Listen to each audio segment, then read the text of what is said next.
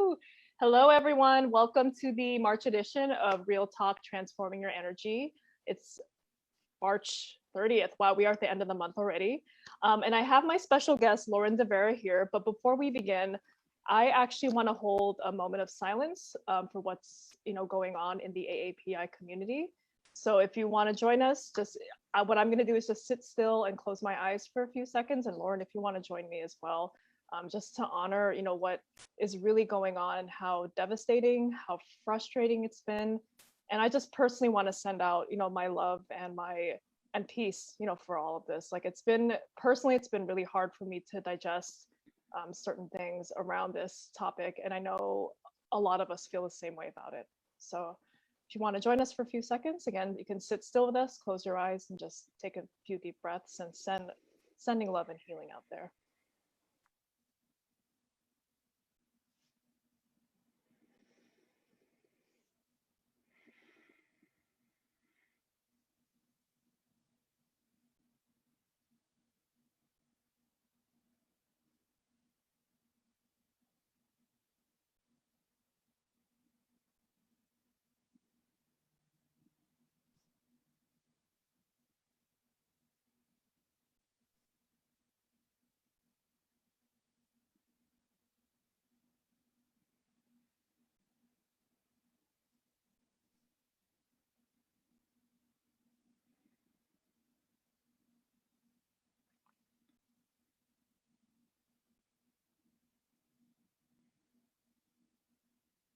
Thank you, everyone, for sharing that moment with both of us. Thanks, Lauren, for doing that with me as well. Absolutely. Oh man, so I am super excited to introduce this lovely, lovely, beautiful woman who has so many skills, and I've been waiting for this talk and having it live with her for a month. But let me give her the official introduction. So her name is Lauren DeVera. She is a certified life coach, positive psychology practitioner, mindfulness yoga teacher, and choreographer dedicated to empowering others through movement, mindfulness, introspection, and self-care. She received her degree in dance performance and communications from Old Dominion University and has been teaching professionally for 11 years. A distinguished thought leader and educator in the arts community with performance and teaching credits including the Kennedy Center, Howard Theater, Dance Plays DC, Culture Shock DC, World of Dance, BET, CW Network, George Washington University, NPR, and Department of Energy. Combining her love for people and the arts, she created and founded the Lion's Den, an inclusive community connecting through movement, wellness, and self-expression. A passionate self-care facilitator, you can find Lauren hosting workshops and healing circles centered around connection, transformation, and living on purpose. She's the host and creator of the Thrive and Thread podcast, which is a sacred soul space for others to lean into self-love, personal growth, and creativity. You can find her reading, writing, and drinking coffee in her free time. So I'm really happy and I know, proud to introduce with my coffee here. Cheers to Lauren DeVera. Thank you so much for being with me. I know we're on different time zones, but girl, I love what you do. So I'm going to put that out firsthand, that you inspire me and all the work that you're putting out there to your community with your workshops and your dance and movement. Ever since the first day I met you at the Pinoy Panay Benefits Conference last year, I'm so happy I get to connect with you. But how are you today? Well, thank you for that beautiful introduction and for holding space for me to share my truth. And it's always a delight to meet another Filipino American that you can vibe with. Can you hear me? Because my AirPods just died. Okay. Oh, yes, I can hear you. I can hear you.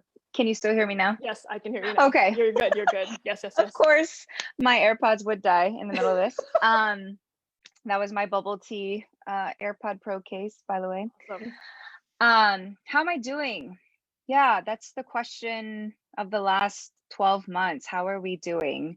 And to answer that in the most honest and transparent way, I think like most of us, we're just kind of tired and learning how to still navigate everyday life despite what we're seeing in our community. But currently, I am doing the best that I can to take care of myself, to ensure that I fill up my cup, that I don't reach burnout, and that I acknowledge how I feel. And I feel like today's conversation is right on time, and I'm excited to see where it goes. So, yes, the title of our talk today is Shift to Clarity. And I think, and when we had spoken, for everyone else who's watching or who'll tune in later, when we had spoken initially, there were a lot of, she's going to share her own personal story and what she's been through and her shift to clarity in her life.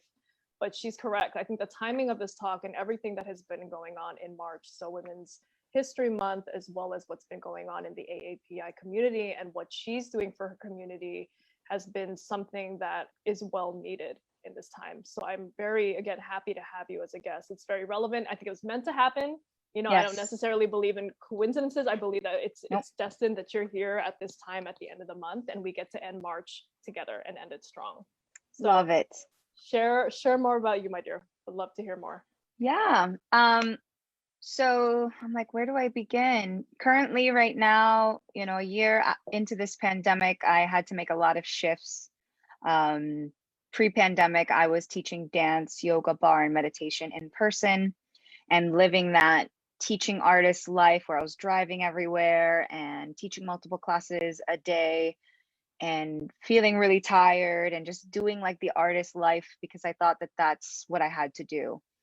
And lo and behold, this pandemic came and it showed me what would be possible. And so I'm the founder of the Lion's Den. We're an inclusive community connecting through dance. And we were in an in-person community leading dance classes, sessions, battles, parties, everything you name it, in person.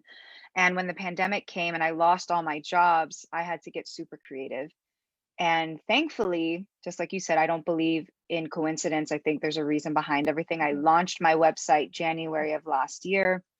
And then March of last year, I learned how to integrate Zoom and offering online classes so people could just sign up. And so that resilience factor coming in of like, how do I survive? Which I feel like a lot of people of color, a lot of second generation, first generation people have that skill set of just, okay, life is happening. What do I need to do to survive? And I learned how to integrate that stuff online and started offering donation-based classes, and the Lion's Den went online, and we were donation-based for a few months, and I really saw my community rally behind me and help me, and everyone donated. They were giving money for my classes, and I had a girlfriend that turned her birthday around into a fundraiser for me because I lost all my income. And I wasn't sure when I was going to start getting unemployment, if I was even eligible for unemployment as a 1099 contractor. And so there were all those fears. And fast forward through that, I started running into more coaches. I just started seeing more coaches. I started seeing more women of color coaches. I started seeing more Asian American coaches. And I explored that a little bit. And again, like the timing, I got like a partial scholarship for this coaching program that I was looking at, which initially, if I didn't get a partial scholarship, there's no way that I probably would have thought twice due to pricing. And I took the leap of faith. I let my dad know, hey, Dad, like he's been supporting me a lot over the last few years, just for full transparency, with my yoga teacher training and other stuff that I wanted to explore, just a constant student. I went through coaching. And I was like, holy moly, this is what I've been doing my whole life without knowing it's coaching.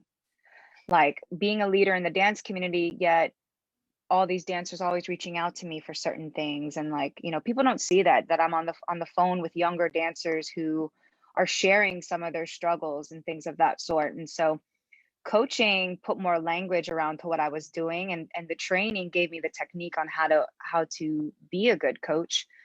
And also in the midst of the pandemic, we launched a podcast. We had this time, and I was like, an Asian American voice needs to be.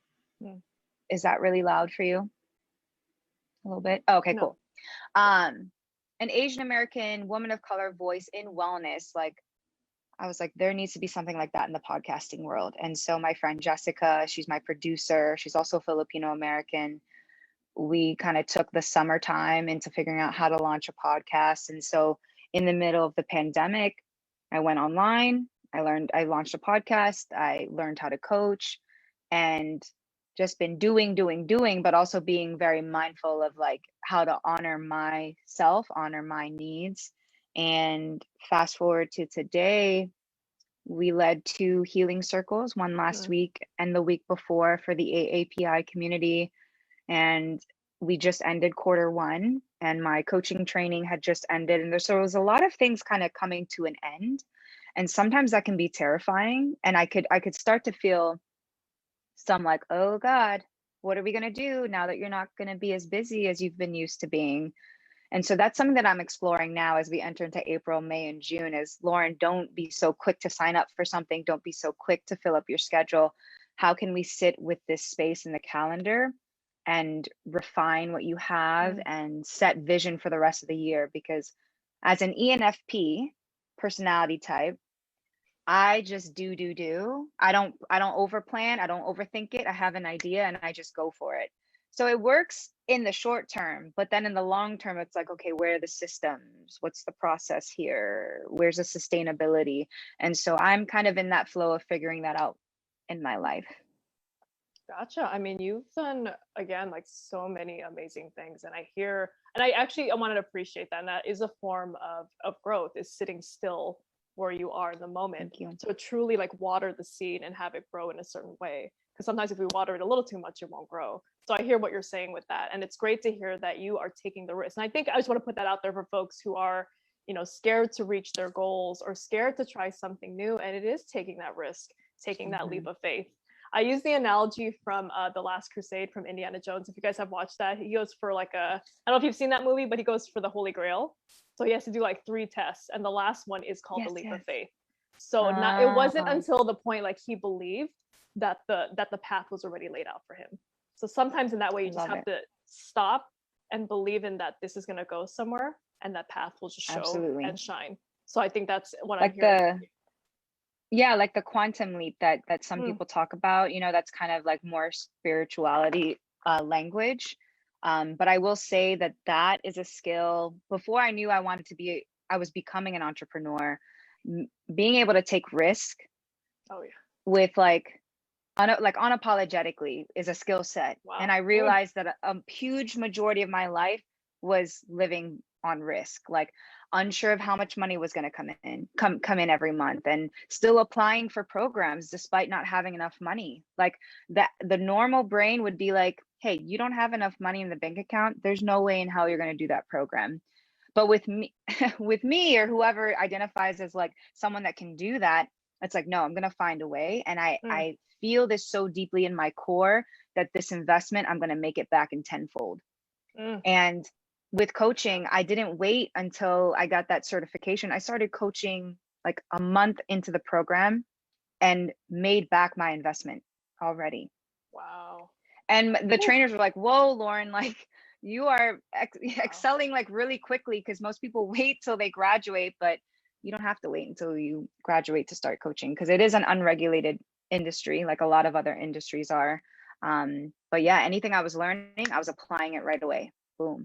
Oh man, powerhouse over here. Oh my goodness, dang girl. But I do want to give the caveat of like, sometimes, and I spoke about this at the Healing Circle last week, sometimes resilience, while we wear it as a badge of honor, it can also be a trauma response. Right? Because we're so good at adjusting and pivoting and being in survival mode. And I realized that a whole year I was kind of in survival mode. Like a lot of great things were produced in the middle of the pandemic, but I was reacting rather than like truly responding. And I feel like finally I have this breath of fresh air right now. And it's like, how can I tread slowly so that I do things that feel good rather than just out of necessity? That makes sense. May I ask, unless you've alluded to this already, or repeat it again, what was the turning point for you to stop reacting and to respond? Because you're right, there is a distinct difference in the intention of when you react to something versus responding. And in that time, it makes sense. I mean, the pandemic for many people, a lot of us were in survival mode, losing jobs. Yeah, we had to be. We had to be, exactly. Right. Because a lot of things were removed from us that were taken that was out of our control, and we had to manage from that, and it made sense to do that. But what I'm also hearing from you too is you were able to recover from that for yourself, I think, which a lot of people had to do. But what was that turning point? I'm curious, that turning point for you to actually say, I need to stop and actually, in your words, respond to really what's going on.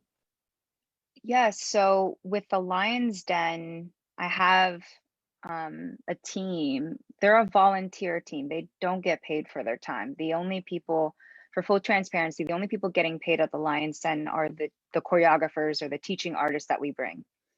The rest of us, it's a labor of love because we have this vision and we believe in the work that we're doing. But when I started bringing on more people onto the team and recognizing that, wow, I don't really have systems in place. I just kind of taught them what I learned how to do over the past how many years of community organization building, like 7 to 8 years I've been leading events. Like I've hosted probably 500 plus events since 2013, 2014. But there was never a true system. I was never the most organized person. And I don't say that as a bad thing, but recognizing that the way that I do things does not work for other people. Mhm. And they're like, Lauren, it'd be nice if we had like a template for this, or, and they're saying it with so much kindness. I'm like, dang, you're right. Like, we're just kind of always doing and never planning far ahead. So I think the team helped me recognize that maybe with all this free time I'm getting back, I can invest in laying down groundwork for the Lion's Den. And then also, someone called it out on me. I was talking to a coach, a financial coach that I might be hiring for myself, for my business. And she brought it up. And she was just like, you've just been reacting. Like, and I was like, oh my gosh, you're right. It took someone else to be able to say that to me. And I'm sure loved ones, I can say loved ones for sure have already told me that you're always doing something. You're always doing something. And when you hear that, it doesn't process as like, yeah, I'm always doing something because I don't know any other way of being. Mhm. It was just like, oh, I'm always doing something because I'm committed to this. Mm. But it's like taking a chance to sit back and be like, can you sit still and feel good without producing? Can you practice what you preach on your podcast? Can you practice what you preach in your workshops? Can you sit still? And I am a woman of faith. I believe in God. And sometimes as a full-time entrepreneur, there's still that fear because the money can go up and down depending on like how many clients and depending on what happens at the Lion's Den. And it's like, okay, well, that's a clear sign. You need to get some systems in place so that you're not having to think about it month to month or Mm. every 3 months. So that was my reality check. That was kind of my long way of Mhm. answering that. No, it makes no, thank you for sharing that. No, it makes Yeah. sense. I think like, I can relate. I mean, this might be a little bit different, but sometimes the things that we grew up with, and maybe you can relate to this because we are both Filipino. So just acknowledging that loud. I don't know in your family, if you can relate to this, but in mine, like, because my parents immigrated here, to the US in the 70s. So that need for stability meant having a, stable job, bringing in that Yep. stable income. Yep. And that even lingers in my mind still to this day after being a nurse 14 years later and becoming an entrepreneur, just starting my practice.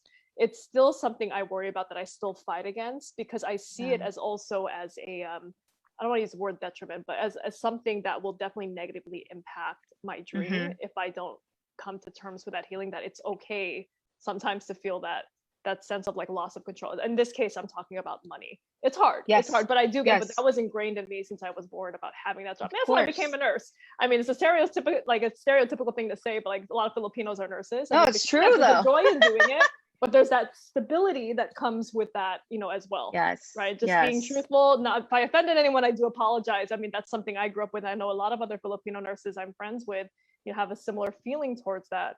But sometimes we focus on that reason and we want to grow and live our dream and reach our goals. And there's certain things and stories that hold us back.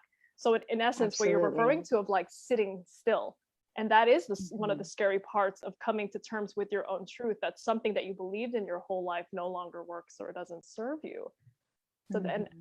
so my next question to you based on that is, what are you doing in your personal practice to sit still, to let go, to reach for your dream, to reach for your goals Yeah. in a more personal way? What am I doing personally to do that? Um, I pause. This is where mindfulness practice has helped me, not just Hmm. to notice things, or, you know, it's not just simply for meditation purpose, but mindfulness has allowed me to take a second before I commit to something. And I want to be mindful too, like when we become entrepreneurs, we get new shiny object syndrome. So every course looks attractive, every little PDF or every free book or every free thing like that. And it's like there's a fine line of being obsessed with learning and then just accumulating things, but not getting to the work.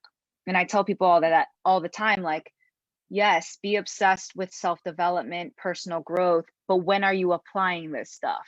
Don't just consume, but you need to start creating. Yes. Right. So, oh, yes. Yeah, I start my day every day with the Bible app in prayer, and I intentionally invite God into my day.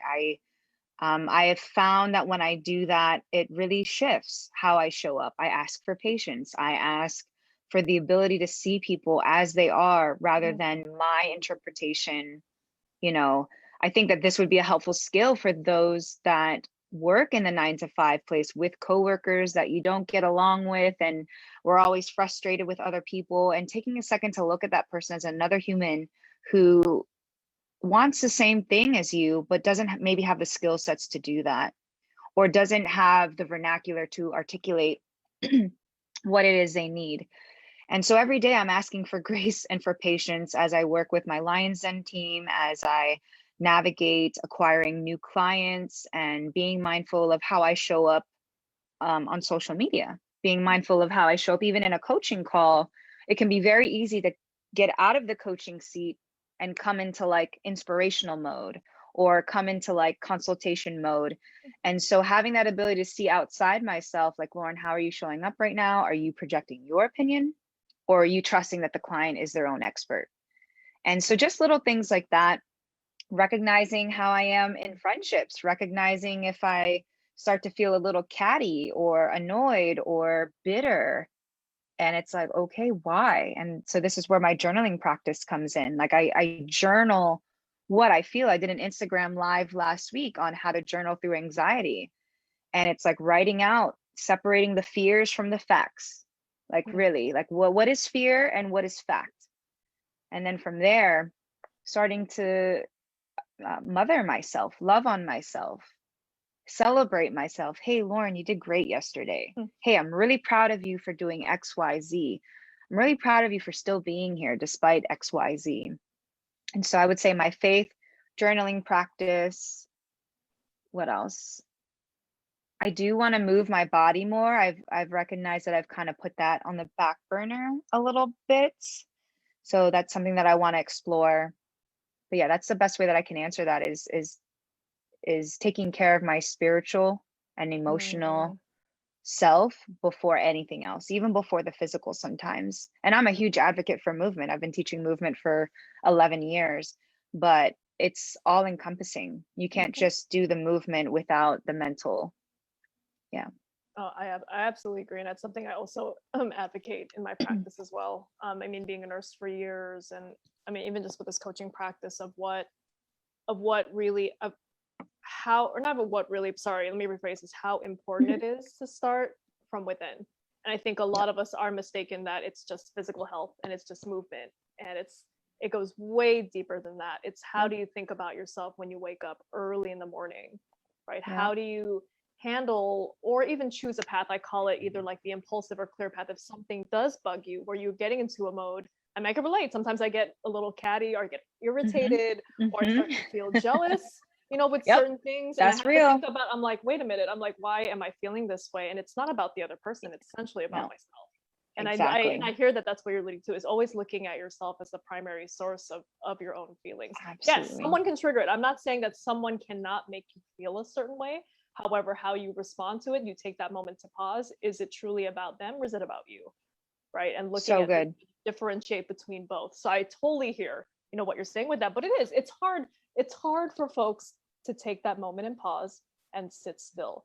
So I am curious to know, through, let's use the examples like with who you're coaching and your clients. What is something you do for them or teach them to help them sit still, help them with self-care, take that moment to love? Do you have any exercises or something that you do in your own practice?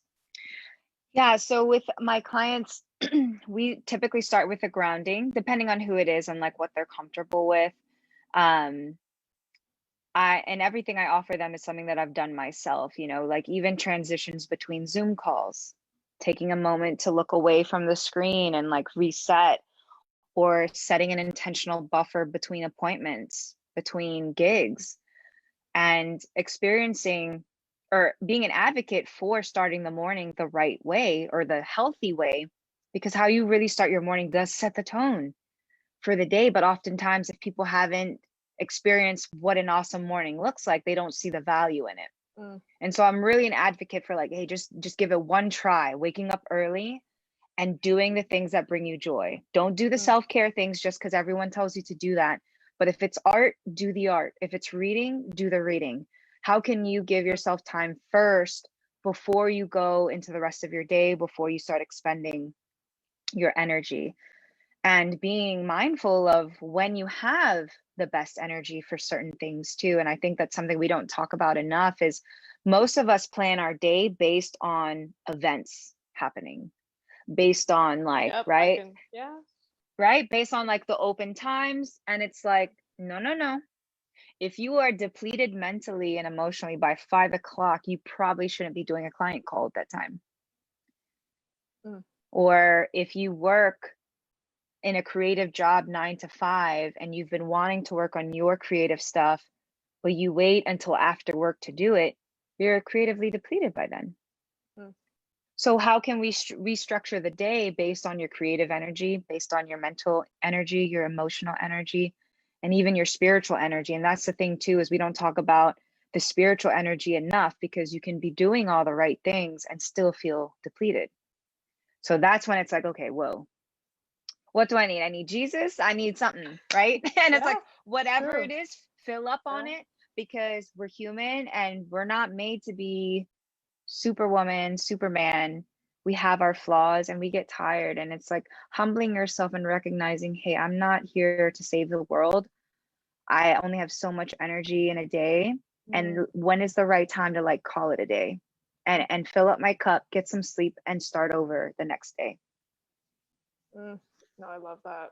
I love it. Oh, so love this. No, I'm soaking it. I'm just like listening to you and soaking in these moments, because it reminds me too. I mean, I'm not perfect either. Yes, I do this coaching practice, but there are things that go on in my life too that I have to take a step back and look at things that don't work, that do work. And I'm just saying this in simple terms. It definitely goes more deeper and complex, but there are certain things like I'm personally, still healing from too.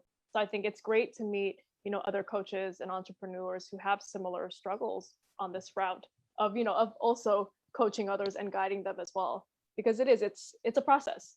It's a process, and how to guide your client through it. And I absolutely agree and hear you that it's an individualized process, seeing the client for who they are, where they are, meeting them where they are, and then walking with them to the path that they think is right for them, because they are the ones to make the choices for themselves. We're just more of the guides in the process. But shoot, so powerful stuff. This is really great. I'm glad you guys are tuning in, and there's people tuning in and out of the talk, which is really great. But so I want to talk about, like because I've seen a few of your posts on Instagram, especially with Women's History Month, and you've had a few events going on. So I would love for you to share what you've been doing, the results you've been seeing, who has been showing up for your events, because again, this talk came for a reason. So, it's going to touch on Women's History Month for this. And for people who are going to watch this replay and can take these exercises that you've shown, if they haven't seen your Instagram or followed you, like share and elaborate more on what you've been doing this month. Yes. So it was Women's History Month. And I was like, what can I do? I have a podcast, but we haven't started doing interviews yet. And I'm probably getting in my own way. I'll be transparent. I'm getting in my own way with that, because I know that's going to require a more effort. So I was like, what can I do that's not so much effort, that's within my wheelhouse, and I can still do what I want to do? So I proposed an Instagram live series called Celebrating Great Women, and I brought on 3 women. One of my best friends who works at Nat Geo doing social media, another best friend who is a biracial mental health counselor at a university, and she's also a marriage counselor as well. And then finishing it off with another dear friend of mine who is an executive director for a nonprofit in DC, and probably one of the most intelligent women I've come across. She went to like Oxford and Princeton and is a woman of color. And so I wanted to bring this wide array of knowledge, of passion, to uplift women who aren't as prone to put themselves out there. So they're not like, I've been used to having to promote myself because I'm a dancer, right? Dancers, we know how to do that. If we're teaching workshops, we've kind of already started building that skill of promoting ourselves. But what I found is for those that have never done that before, they're not as quick to share what they're doing. They're not as quick to do those things. And just like what you're doing here, bringing someone on every week to speak their truth, that's what I wanted to do, except on Instagram. And what I found was a lot of creatives that attended those IG lives, and the realness and the rawness of it all, and the array of topics that we got into, from how faith intersects with mental health for someone like me who grew up in a Christian home and as a woman of color, but mental health was not once ever acknowledged. And where is that within the Christian faith? Where is that within the church body? And so that was something really cool that we explored, into even talking about creative lifestyles. And when we're raising up teenagers and kids to pick a career, that we also need to talk to them about thinking about the lifestyle that comes with it. And so I shared my story on how I thought I wanted to be a professional dancer that moved to LA or moved to New York, and found out that I did not like that lifestyle that I saw, that I was not ready to shift how I was doing things. And just because I was a great dancer didn't mean I wanted to dance 7 days a week. And that didn't mean that I was betraying my art. And this is something that I think needs to be heard more, because people think that when they pivot in a career, that they're betraying on a dream. And it's like, no, you never betrayed on your dream. It's just a new season. And that dream served the season that it was supposed to serve. And how do you know when it's time to shift? How do you know when it's okay? And what does that look like in a healthy way? And so that's kind of what we did. And then with the AAPI circles, half of the people that attended I had never met before. And I was so humbled that it was shared so many times, which makes sense in light of what was happening over the last few weeks. But we had a mix of Black folk, white folk, and then the rest of us Asian folk, and even having a conversation on what it means to be a mixed race person. And I think I touched on, I don't know if I talked to you about this when we did our first call, but I recently went through a 3-week healing program for mixed race people, because I'm not full Filipino. Yeah. And that was like, like a whole new Pandora's box just opened, of like, whoa, these feelings of feeling like I don't fit in with Asians, that I don't fit in with Filipinos, that I suppress that I'm part white. There's a whole community of people that feel this way, but there's just never been a container to talk about it, because media covers the Black voice, the white voice, the Latinos have their spot. Asians, we've kind of just been like floating around like this invisible race that wasn't Black enough or white enough. And then even peeling that even more of, well, what happens when you're not full Asian? Where do I fit into that? So those are the things that came up. Wow. I'm gonna let's add on to that topic, because I know the API stuff that's been going on. Would you be open to sharing a little bit more about your experience with that healing process for you? I think a lot of people would find that beneficial. Absolutely. Experiencing like with identity and culture, and please share that. Yeah, totally. I think in the healing circle, the very first thing I said was, hey, anything that you feel right now is valid. So if you don't feel a damn thing, that's valid. If you are on the other end and you're depressed and crying every single day, that's valid as well. We don't need to add this layer of guilt if we don't feel anything. There's so many layers to grieving, right? So many layers of just like the shock, of the acceptance, of the denial, and also of, if you don't identify with a certain culture, what does that mean for you?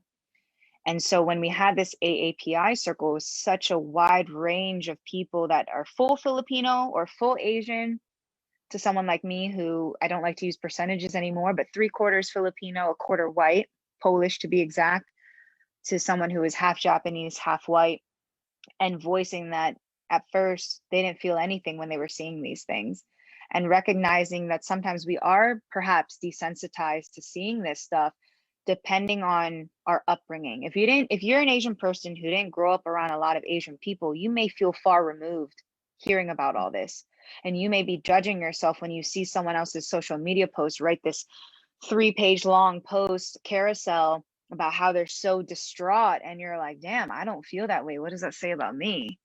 And it's like, that's the last thing we need, is for us to judge ourselves for being ourselves. And bringing up a lot about how we as Asian Americans, Pacific Islander, need to take up more space. And that's something that I was really trying to drive into this healing circle, was please speak your truth. I said, if you came on here thinking you weren't going to say anything, you probably need to say something. If you came on here being like, I got everything I need to say, I said, you probably need to keep your mouth shut today. Maybe you need to listen. And I said it in a nice way, but really challenging people like to, hey, take a moment, see what comes up for you.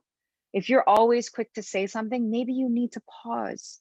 And vice versa, right? If you come on never wanting to have your video on, never wanting to speak, I would explore why. And so what we came up with was, how can we take up more space online, offline, in our workspace? How can we speak our truth, share our story, talk about these things? And then lastly, I asked them, what do you need? What the hell do you need? And why is that question so hard to answer? Because we're always tending to everyone else's needs. And so letting that sit in the space, in the air, and holding space for people to cry, to let things out when they've never had a space to let it out. You know, your partner is white, my partner is Black, but how I expressed in that healing circle isn't the same way I express here in my home. And it's nothing against my partner. It's just not the same. And so what I found was, the intimate community is where the healing is going to happen, because we need to see someone that looks like us and struggles with the same thing. And that's why that mixed healing program I did was so powerful, because I didn't have to say anything. Everyone else was saying it. And I was like, yo, me too. Yeah. Me too. Wow, you went through that? You were made fun of for that? Oh, your parents said effed up stuff too? Okay, it's kind of normal, because they don't know any better. Yeah. So No, I'm gonna say, like, personally too. I mean, my partner's white, and there are certain things, and babe, I love you if you watch it, but it's, there are certain understandings because we grew up differently, and culturally, we come from different backgrounds. But you are correct to say, I mean, in terms of, first, I love that you said the first thing is just to judge yourself. And I think there are multiple ways to advocate, to send healing, send peace, whether it's writing a post, posting every day, to praying silently in your mind and sharing love. There's multiple ways to do that. I want to acknowledge that, because I know on the spectrum of what we can do, there's multiple ways to do that. So thank you for saying that, because sometimes I will say, and I admit to myself, sometimes I'm like, shoot, should I be posting something? And it's not that I don't want to, but it's more of just acknowledging and getting that information. I have to say, like, posting and reading other people's posts, I'm just like, that is more for me. And then I will usually do my own internal spiritual healing and send that out. That's my, and I have to find what was comfortable for me to do. And I mean, for you, like, doing your own, like, you're doing your support groups and bringing people together, and that's how you're doing it, and you're spreading your message out there. But thank you for saying that. That made that loosened up also part of my heart too. Like, that, I don't have to do what everyone else do. It's hard, because of course I want to stick up, like, so before this call, guys, like, I didn't even realize that something else had happened in our own, Filipino community, about a 65-year-old Filipino lady who was beaten in New York. And that, coming into this call today, it did hit me a little bit. It hit me hard. It actually did hit me hard. So I had to take a moment to breathe too, and she was guiding me through that, just letting me feel how I feel. But it's one of those things now, I'm acknowledging it live, that these moments, these times are hard. I mean, all races go through this stuff. We all do it. This is not just saying, oh, because the API that, now this I bring it up, that I bring it up now, but everyone has been going through this. Like our Black community has been going through this, and I'm acknowledging that, like, this stuff goes on every single day, and saying it and just being honest from my heart that it is difficult. Finding that support that you need, like for someone like Lauren to have these groups to find people who you can relate to can be very helpful, because you're not alone in it and feeling this way. So I just want to take that single minute just to acknowledge. Absolutely. Yeah. And I want to acknowledge you too, that it's like, it's nice, you know, you reaching out to someone you don't know, to like, that was amazing to me, because I don't think I voiced this to you, but it's something that I've also processed too, about how some Asian females feel weird around other Asian females. And it's like, that's only been talked about, that I've seen probably in the last year, about, wow, how do I feel uncomfortable around someone that looks like me? And I've been like processing that. And so when you do that, for someone like me who used to feel very, I don't know what the word is, but like my guard up with Asian women because I've been hurt in the past, you know, you break that barrier for me by reaching out to me and seeing me as a mixed Filipino who my whole life was like, oh, I'm not really Filipino because I don't always look it and I don't speak the language.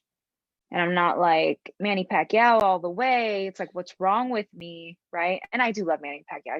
I want to say that I do love Manny Pacquiao, but like an action like this to seek me out, to recognize me, to celebrate me means so much. And that in itself can be healing.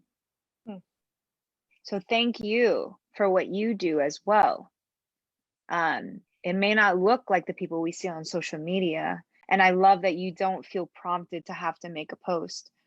Because I know some of my team was like, oh, Lauren, should we make a post? And part of my brain was like, we don't need to make a damn post. Like, they know we're Asian and they know what we stand for. Like, I don't have to make a carousel post to show support, you know? And I think that's something we need to talk about too, is like, don't feel pressured in this era of social media where it's so quick to drop. We're literally controlling people's emotions when we do that. And even as I reposted it to my story, I'm like, what did that do? Yes, it happened. I acknowledged it happened, but it didn't make it better. I made more people aware of what happened, but that's probably the only positive thing that came out of that. And so even when I saw it, even when I shared it with you, look what it did. It immediately brought us into a state of like, oh shit. And so even like being mindful of like, what's our part in this? I was talking to my fiance too, just asking him out of curiosity. I was like, hey, why haven't you said anything about AAPI?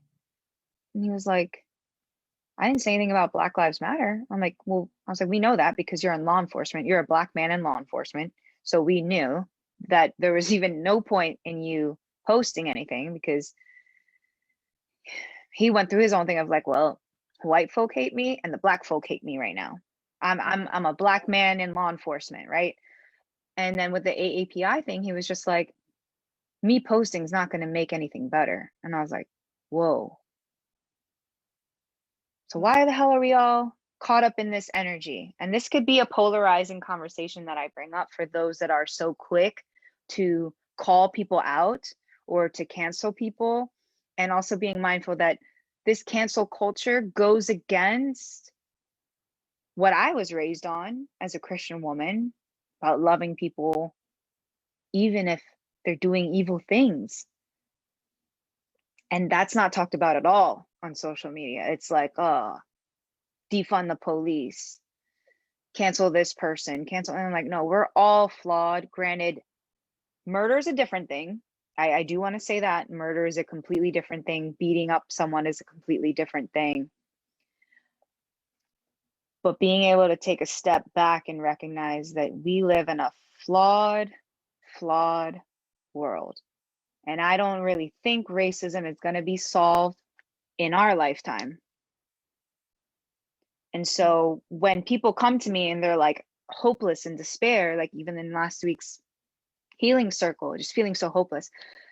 And I said, look, it's not our job to fix the world today. Ever, actually. It's only our job to love people well and to take care of ourselves. And the more of us that do that, that's the collective healing, right? Your healing was you showing me that another Filipino woman sees me and doesn't see me as a threat, because that's what I was raised on. I felt like every Asian woman saw me as a threat. I don't know why. Maybe it was like dancing. It's because I was well known in the dance community. But that was my message, or that was my belief system, was Asian women don't like me. And even with Latino women don't like me, because I was bullied by a lot of them in high school. So I went on a long tangent.